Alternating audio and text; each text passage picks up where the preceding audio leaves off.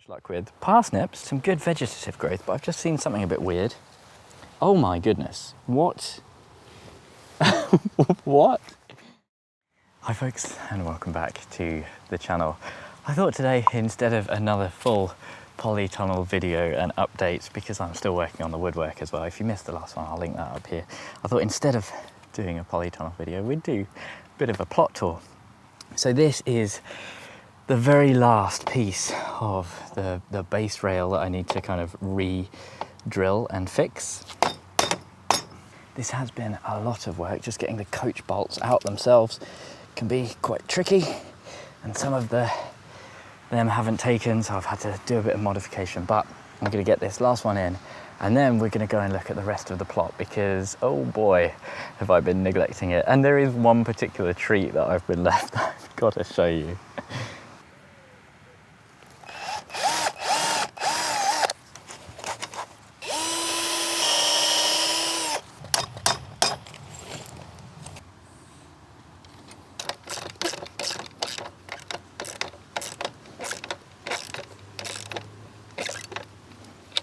There we go, there it is.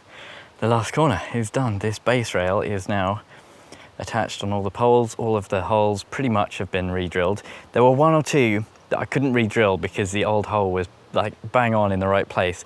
But normally it was slightly off, so I had to like widen the hole or something. There was a lot of messing around, and you can see I've started with it quite high off the ground. I might even raise it a little bit more for when we first do the plastic, so I can get as much excess along the bottom as possible, because that's where all the damage is going to be. But I'm really pleased. This has been a lot of work. You can see either end, I was talking about this a lot in the last episode, there is a gap in the wood, but to be honest, that doesn't matter. I think it's fine. It's still structurally okay. It's so bloody exciting getting this really, like, you know, progressing quite nicely. It just put a smile on my face every time I go home after working on this. It's a very good feeling. But I said I'd been left a present. This corn behind me, I knew it was going to get got by the badgers. I did fence it off for a little while, but the badgers have been last night. Not only did they take the corn, they left me a message. Maybe they didn't like the corn. Maybe this is their way of saying I need to grow nicer corn next year, or more of it. Just the first thing I saw when I came to the plot. And they do that thing that so much wildlife does, where they take it before it's ready, so they don't even eat most of it, which is a bit frustrating. It's like, come on guys, just give it another week and you could have had a full meal out of all this. But it you know, it wasn't a spectacular year for my corn. It wasn't doing much, and I knew as soon as I started putting this up, that was it. This was going to be consigned to doom, essentially.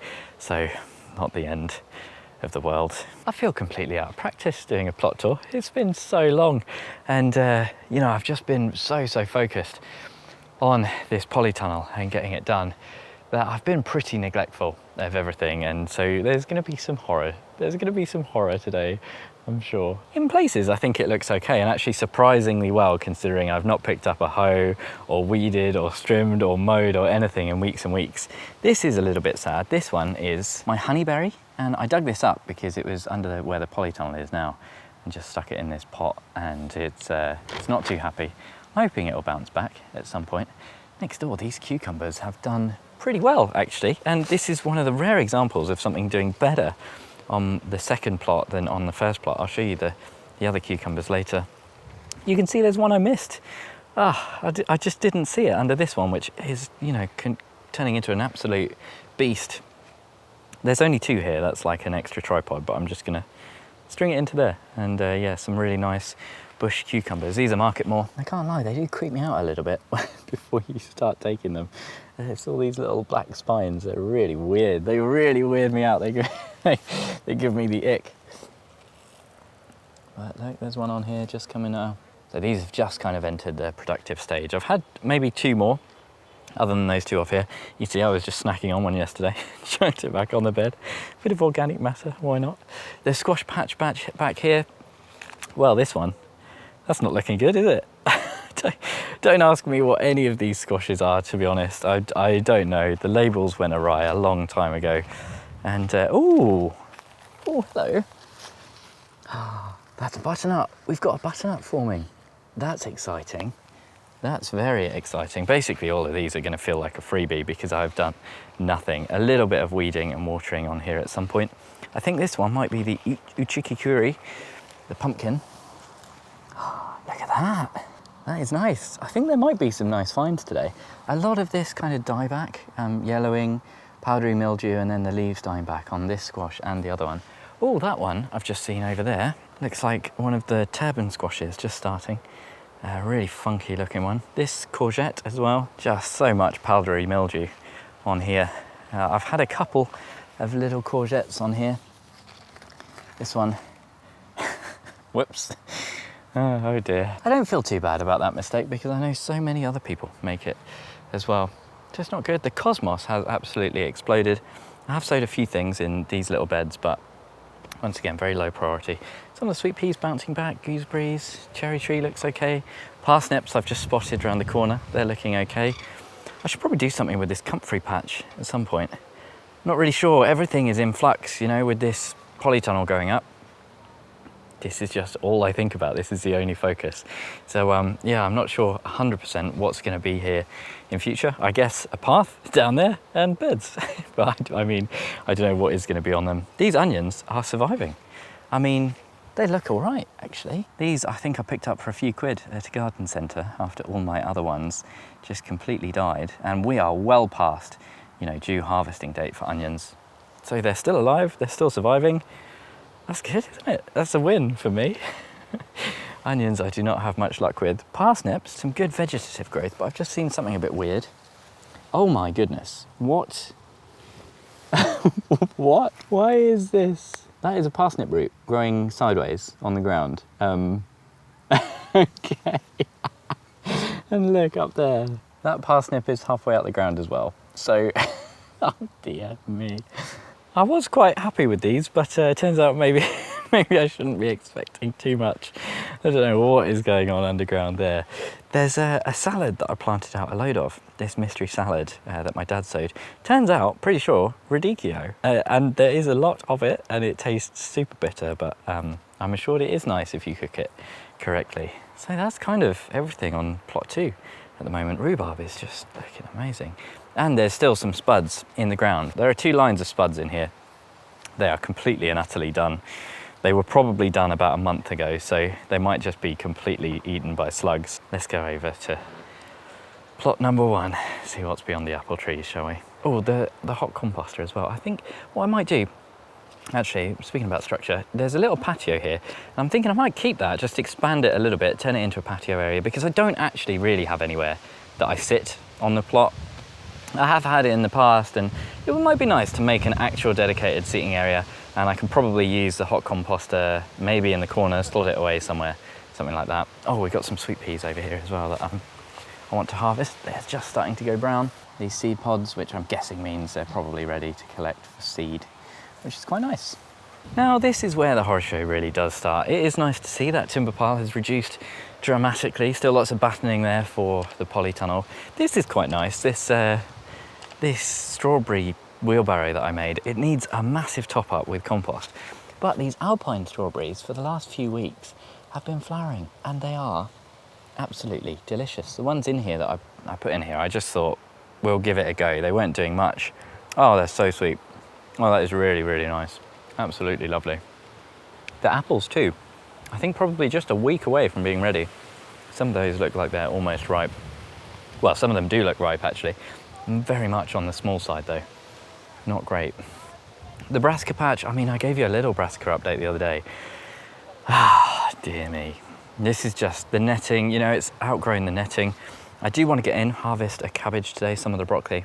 I'll show you that at the end. Generally though, you know, it's a mess. It is a bit of a mess, but there's some fantastic plants in there. Look at that. I think that's purple sprouting broccoli. There's some sprouts in there too, and they just look amazing. So it could be a lot worse. There is meant to be a path down here. It should be a path. Look at this, volunteer lettuce as well. Just absolutely mad. I was going to pick some of that, but it just, you know, when it just starts to bolt and it looks okay, but it's gone completely bitter and horrible. So I'm just going to leave those again. There's a lot of bolted lettuce that you're going to see today. And I like to leave it all. because it goes to seed, and like this one, it comes up as a volunteer. We'll look in the greenhouse as well, because thankfully, although the plot is complete chaos, the greenhouses look quite nice. There's a little bit of bolting salad too there, but a lot for cutting. And these are the cucumbers that I was just talking about, where I was saying unusually something has done better on the second plot. Well, these ones were planted pretty much at the same time, and they're just tiny, aren't they? They're not really getting away, but you never know. You never know. We'll leave them. We'll leave them to see. There are a few gaps that have started to appear, and I've not been on the sowing because, once again, I'm just focused on the polytunnel. And whether or not focusing on the polytunnel is the right thing to do or not is it's a matter of perspective and choice, I think. There's, I'm sure lots of people who would be watching who say, you know, just leave it till winter, you know, leave your big projects till winter, focus on tending the garden until it's, you know, calmed down a little bit. But the polytunnel has been my priority. I am desperate to get it up. I'm enjoying it so much. And one of the reasons I'm in a slight rush to get it up is because I'm really hoping I can get the polytunnel kind of finished to a state where I can offload a lot of these chili peppers and get them into there as a new home. Because, hey, look, I always fill this greenhouse with far too many plants, and you know, that's like a given. That's just something that I do. It's a JB trademark. Every year I say, I've grown too many peppers, why have I done this? But I wasn't expecting, when I filled this one up, to be having the best growing year of my life to date with chilies. This is just an absolute jungle. You can see the autopot ones at the front here really dominating. And yeah, oh, it's just crazy. It just makes me so happy to come and look at this. But it's unworkable. I can barely get in here to water. These ones now have grown out into the middle path so much. I think if I got rid of all those, I could probably just about get in, but it really needs sorting out. It's so bad. And it's leading me to be a bit neglectful as well. I've not been feeding these really. I've just been watering them. I've been really lax on the feeding. Fortunately, the ones in the autopot, they just get fertilizer in the reservoir, so that's fine. Oh, here, look at this. This is interesting. Here's one of those little jobs I actually remember to do. One of those little jobs that you always forget. This is a load of peas and beans and broad beans as well that I've kind of picked and left in here to dry. And I'm hoping I can harvest those for seed, kind of store them for seed. But yeah, that's why, this is kind of one of the reasons I am prioritizing the polytunnel. Although, to be honest, even without this, I'd probably be prioritising the polytunnel because it's so fun and just one of those exciting jobs, you know? The rest of this bed, the verbena is still going absolutely mad. I've pulled out quite a lot of things, a lot of flowers, borage, although that's come back.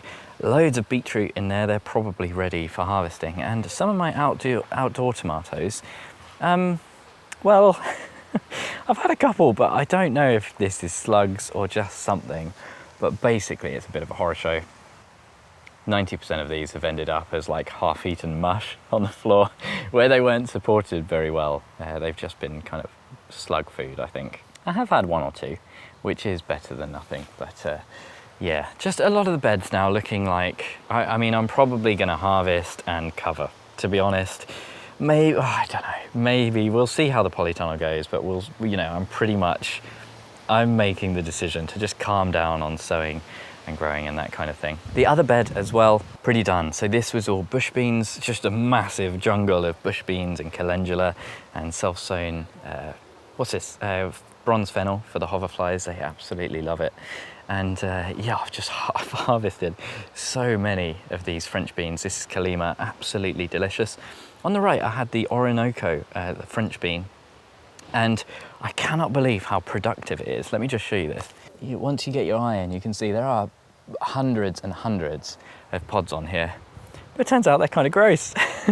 It could just be that I've been spoiled with the delicious flavour of the Kalima French bean, but those Orinoco French beans, they just taste like grass. Even when you get them really young, it's not that they've gone over or anything, they're just kind of gross. So it got to the point where I was just like, I'm just gonna leave them on the plant. Just harvesting the Kalima, which we have so much of, you know. This is too much for us. I don't think I'll be doing this much this next year, but those Kalima beans are absolutely delicious. The freezer is completely full. And now these two little patches were more the kind of salads, the lettuce, the spring onions. Some of these are spring onions. I think these are all spring onions, and I've not been very good at harvesting them. You can see some gaps, loads of stuff going to seed. And then this one is the leeks. We've got them interplanted with some lettuce. They're looking quite good, actually. This red salad lettuce, oh, this is so good. Red salad basket, something like that. This one, absolutely delicious. The Lola Rosso, unfortunately, has immediately bolted. That's the really dark red stuff. Some stuff here being eaten by the pigeons, fantastic. And this is the radicchio. Again, I planted so much of that out. This sorrel, well over now, and kind of flowering everywhere you look. So I should probably pull that out before it starts self-seeding everywhere. My carrots, do you remember I did a little carrot egg carton experiment? Well, something's had them. A fox or something tipped them all over and they've all died. I hate carrots, guys. I just carrots, you know, I hate them. I hate them so much. I really do. And I was just noticing down there, this is the worst the plot has looked in terms of paths and needing a strim or a mow this season, definitely, for sure. It's all encroaching into the borders. Look at that, it does go quick. But hey ho, you know, it's just one of those things. It's all about priorities. I'm down here doing other stuff, so I don't feel too bad about this. And if I set aside an hour or two, I can probably clear most of these beds, get them nice and edged, all that kind of stuff. But there's just a lot of harvesting to do, which I am going to do. I must do today. I will do some work on this. Let me just show you the tomatoes as well, because woo, there's a lot of harvesting in here. I'm really, really pleased. Because of the red spider mite, you know, this has been touch and go all season. I've been worried, but not only the red spider mite, actually, we had those caterpillars in here, which were going great. Oh, what is, oh no, God. Look, there's always something. Now, unfortunately, this is just a really sad looking tomato. I don't know if that's water, maybe? I've not been on the watering that much, and I was gonna water yesterday, but then I was like, wait a minute, no, it's harvest day tomorrow, i.e. today now. So, you know, I won't water them because it makes the tomatoes that little bit nicer, doesn't it? So, yeah, that's a little bit weird. I'm hoping that will bounce back. That's the same plant there, these red ones. This is the Marmande. So I'm not sure. Looks like it might have had a little snap or something. And maybe that's, not too sure, but you know, that's just one plant out of many. Everywhere I look, there are tomatoes in here. We've got this Brad's, which is like this orange one. I've got a black Brad's and an orange Brad's, and I don't know which one is which, unfortunately. One's fusion, one's grape, I think. That is definitely ready. Yeah, that is nice and squidgy. I've got the Black Moon just up here, which are one of the most fantastic looking tomatoes I've ever seen. And then back there, another fantastic looker. Look at that. That one is the Black Strawberry. And all of those are ready. They just look so, so good. Oh my goodness. I got a big smile. They look really, really amazing. The Sun Gold, I've been kind of picking as we go in here, lots of good snacking. And there's a couple of trusses on here looking really good. The Sun Golds are a bit of a pig for splitting and then just falling off. And yeah, that's not amazing, but loads of Sun Gold on here, looking good. I'm very happy with this. What's this one right in front of me that's going crazy up here? This is the one that's had the kind of, the leaf curl from day one. And it is just going a bit crazy now. I need to definitely do some pruning on there. This one is the black chocolate with the leaf curl. And they look nice and squidgy too. Probably ready. With these kind of dark ones, it's difficult to tell. You just got to give them a squidge. Oh, that's not good. I've just noticed the Crimson Crush has had a major structural failing. What has happened here? Just behind these, let me pick those. I think maybe a bit of string has snapped, or maybe I was just hoping that this would be okay. That's going to need a bit of attention now. Whoops. Yeah, it's this one, going down here. It used to be reaching up high, so hopefully I can string that up without completely breaking it, because Crimson Crush, it's a good doer. We've got some nice paste tomatoes down here. Monster Chili, to be honest, bit of a disappointment. It's starting to get loads of pods on now, which isn't good. That's not what I wanted. Very strange colour as well. I'm not quite sure what I've done wrong there, but it's not loving it. And the quad grow plants, once again, a bit of a mixed bag, but this Tachi has just completely collapsed. I just gave up on trying to stake it in the end, and I'm just letting it kind of fall. I've taken off too many leaves at some point, or they fell off by themselves, I'm not sure. That one's one of the caterpillared ones. We've got this as well, the first ripe orange accordion. That's been on there ready for a little while now. Just been letting it ripen properly. And this one just come in behind it. The plant itself is just starting to look like a normal tomato plant now. This one had a lot of issues. But look, it's going up, it's flowering. So hopefully we'll get a few more orange accordion out of the quad grow.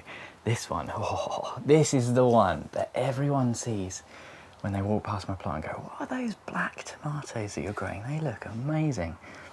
And not only are they attractive, they are productive. This is a prolific plant, and this is the Brad's. I'm assuming it's the grape. I had a ripe one of these the other day, and it does have a fantastic, like, complex flavor. It's really, really hard to describe. Just a deep kind of unusual fruitiness to it. Really, really delicious. And another Sungold here that is going absolutely great guns. It's going right up in across the doorway, and I was just strung it up the other day now. We've got a lot kind of up the top there, really wanting to go. And of course the cucumbers, how can I forget to mention?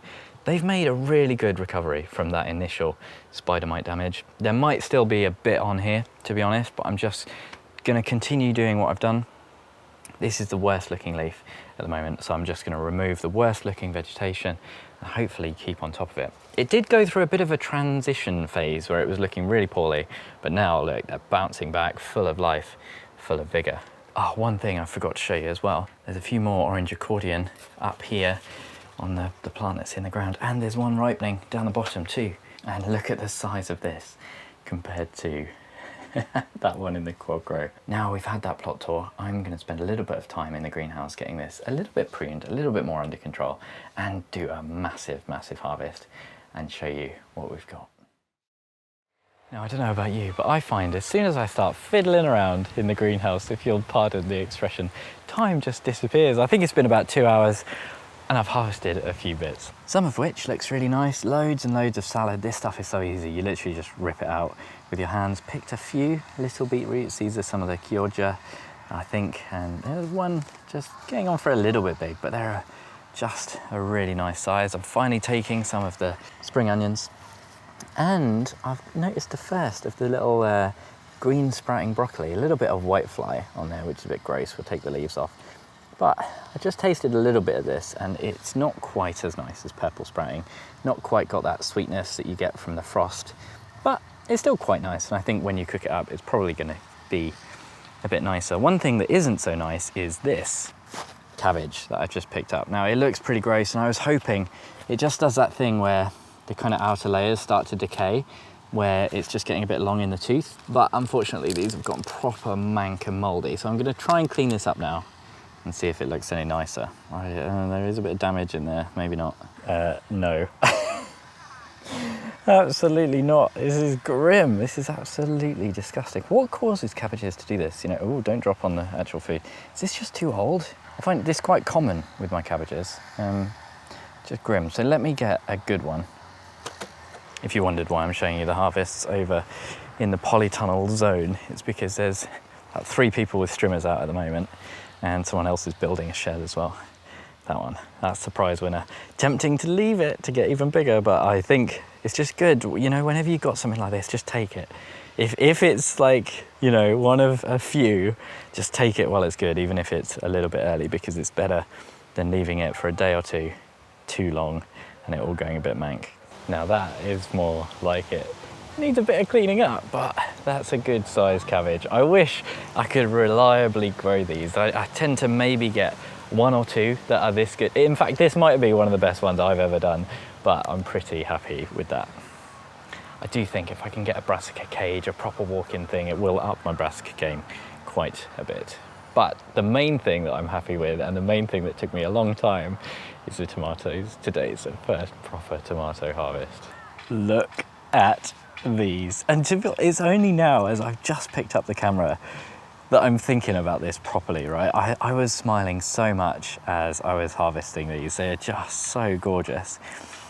And this is like, you know, I'm just thinking back to winter when I was going through all that stress building the greenhouse, and this tomato harvest is like finally like the product, the fruits of that labor. It's not just that really, because I've obviously enjoyed immensely kind of having the greenhouse and being in there throughout the season, but this massive crop of tomatoes, I've never been able to grow anything like this kind of quantity, and the variety too is so cool. This is just truly wondrous for me. These are the tamande. They're so heavy. They're really heavy, a great eater. I think people have said these taste absolutely amazing as well, so I'm really excited for that. We've got some of the Brad's Atomic Grape. Most of these actually weren't ripe yet, although there's quite a lot on the plant. The black strawberry, black here, which have this just incredible kind of pink tone, this darkness and the pink.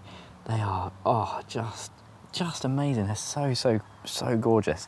I can really see why a lot of people feel the same way about tomatoes as I do about chilies. We've got loads of these Crimson Crush that have kind of come off on the vine, which I think is always really attractive. There's just one or two of the plums starting to come, those paste tomatoes. This one with the really pointy tip, this is the one with the leaf curl, the black strawberry, I think.